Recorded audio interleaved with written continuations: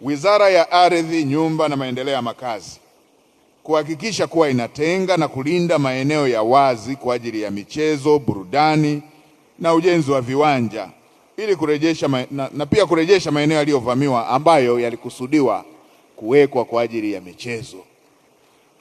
Uwepo wa michezo, uwepo wa viwanja na maeneo ya michezo unasaidia kutengeneza vijana wazuri.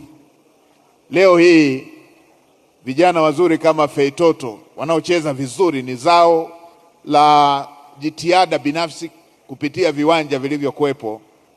Wamejifua na baadaye wameweza kuwa nguzo muhimu katika wachezaji wa timu ya taifa, lakini pia katika soka la Tanzania. Ukifuatilia walikoanzia utakuta walianzia kwenye maeneo ya wazi wakiwa wanajifua, lakini tukiyamaliza maeneo yale yote tutakuwa tunaua ndoto za vijana wengi wa Kitanzania ambao wangeweza kung'aa kupitia maeneo hayo. Kwa Wizara ya Ardhi, Nyumba na Maendeleo ya Makazi pamoja na Ofisi ya Waziri Mkuu TAMISEMI, ambako wilaya na mikoa zote ziko katika wizara hii, waendelee kuyalinda na kutenga maeneo ya aina hiyo kwa ajili ya michezo.